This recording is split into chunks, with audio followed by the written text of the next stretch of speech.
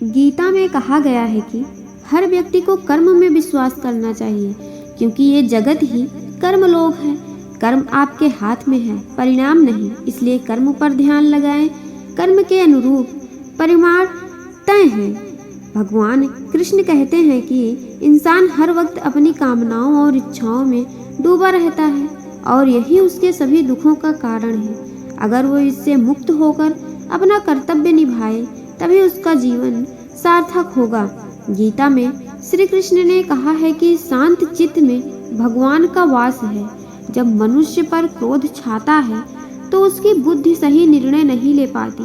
इसलिए क्रोध का त्याग कर व्यक्ति को जीवन के लक्ष्यों की तरफ बढ़ना चाहिए।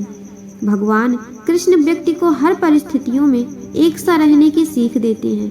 गीता में कहा गया है कि सुख और दुख में व्यक्ति को एक जैसे ही रहना चाहिए, क्योंकि कोई भी स्थिति अस्थायी नहीं रहती। भगवान गीता में कहा गया है कि क्रोध, लोभ, मोह ये सब मानवीय इंद्रियों के दोष हैं। जो मनुष्य अपनी इंद्रियों और मन पर नियंत्रण करता है उसकी सफलता निश्चित है।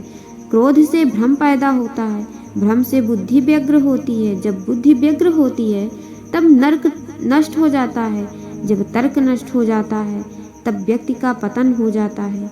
जो ज्ञानी व्यक्ति ज्ञान और कर्म को एक रूप में देखता है उसी का नजरिया सही है। जो मन की नियंत्रित नहीं करते उनके लिए वह शत्रु के समान कार्य करता है।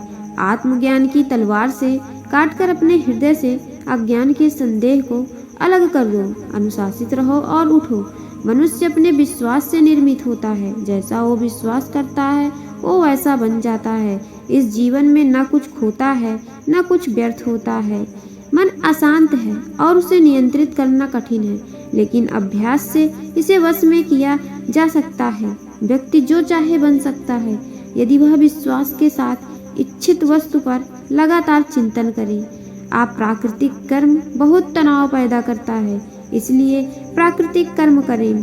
किसी और का काम पूर्णता से करने से कहीं अच्छा है कि अपना काम करें, भले ही उसे अपूर्णता से करना पड़े।